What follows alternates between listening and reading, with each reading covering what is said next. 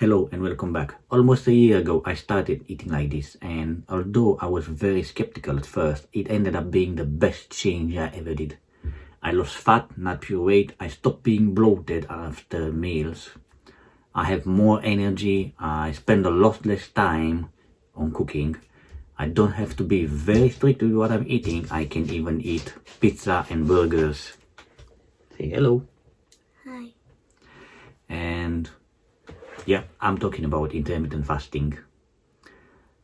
It's not a diet exactly per se where you are counting calories or cut out food groups. It's about when you eat. It's about having periods of eating and then periods of fasting or not eating. Can I have a sausage? Yes, I will give you a sausage. The most popular way of doing intermittent fasting is 16 to 8. That means you have 16 hours of not eating and 8 hours a window where you are eating. So for example, if you finish dinner at 5 p.m, the next time you can eat is the next day at 9 a.m. Now, a quick but very important note. Intermittent fasting is not for everyone. If you are pregnant, if you have diabetes, breastfeeding, or any other medical condition, you need to talk to your doctor first. Yeah, okay. Now we got that out of the way. Let's move forward. So how does this actually help you? It can help you in many ways. When you don't eat for a longer time, your body is changing. First, the insulin level goes down. When insulin is low, your body finds it easier to burn stored fat energy. Daddy. But I did it. you did it, yes. Yeah, I did it by myself. Second of all, your body starts a cleaning process where it removes all damaged cells and make new, healthier ones. This is where you're getting the energy from. I said that I lost fat and not just pure weight. How is that working? So, because your body is burning fat for energy during the fasting window, it helps you lose more fat rather than muscle or just water weight. When you give your digestive system a longer break, it can really help with bloating or even the heavy feeling after a meal. You can also spend less time on cooking, and this was my favorite change. Even though I like cooking a lot, and I do it, most of it at home, making 3 meals a day plus snacks was just too much. I would cook huge amounts on a Sunday, which was insane. Now I still cook in bulk, but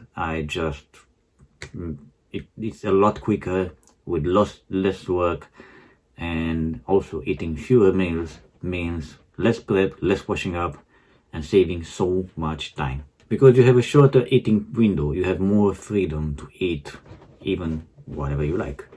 Of course, you still want to focus on healthy meals, real food, but if you want to have something like a burger or a pizza, sometimes there's absolutely nothing wrong with it, because it's not going to make you feel guilty or it's not going to ruin your progress.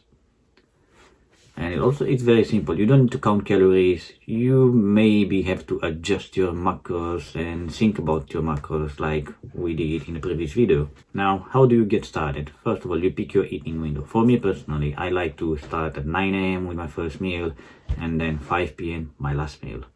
You can do it however you like. You can start at 10 or at 8 and then finish 8 hours later.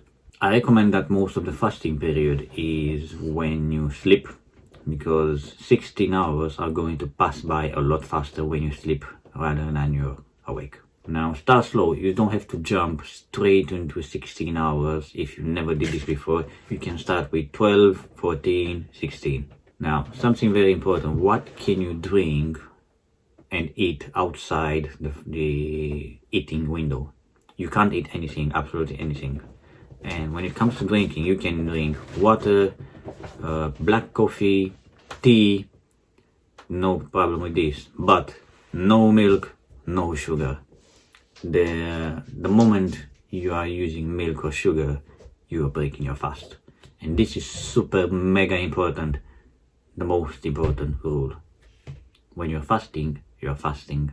Now you also have to focus on healthy food during your eating window. This is the second important. Intermittent fasting doesn't give you an excuse to eat junk food all day. You still need to eat nutrition, whole food to get all the macros and vitamins and minerals. You still have some freedom around it, but just don't go overboard.